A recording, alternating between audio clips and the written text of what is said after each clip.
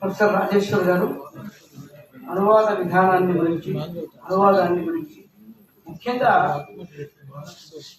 చలం యొక్క తాత్విక దృక్పథం ఏమిటి అనేటువంటి విషయాన్ని భూమికగా చేసుకొని డాక్టర్ అప్పశయ్య నవీన్ గారు రాసినటువంటి నవలను అనువాదం చేయడం ఎంత కష్టమో ఆ విషయాన్ని సోదాహరణంగా వారు వివరించారు. చాలా సంతోషం.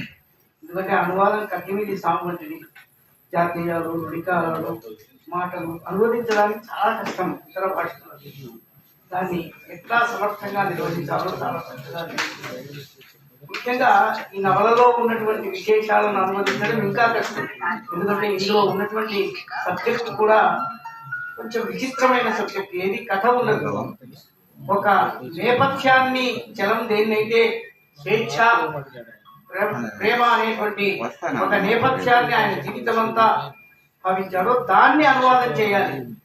అది కొంచెం కష్టమైన పని. దాన్ని చాలా చక్కగా నిర్వహించి ఆ విషయాన్ని అనుకూలంగా వివరించారు. వారికి ధన్యవాదాలు.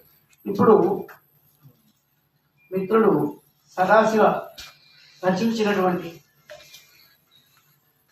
నవీన్ కథలు ఒక పరిశీలన అనే పుస్తకాన్ని మనం ఇప్పుడు ఆవిష్కరిస్తాం. నేనే ఆవిష్కరిస్తాను.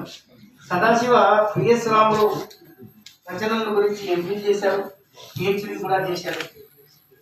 చాలా సాహిత్యం, ముఖ్యంగా ఆధునిక కథా సాహిత్యం మీద కొంత లోతైన పరిశీలన చేయాలి అనేటువంటి ఒక ఆసక్తితో, ముఖ్యంగా నవీన్ గారి కథల్లో ఏముందో ఈ విషయాలన్నీ కూడా ఇందులో వచ్చాయి.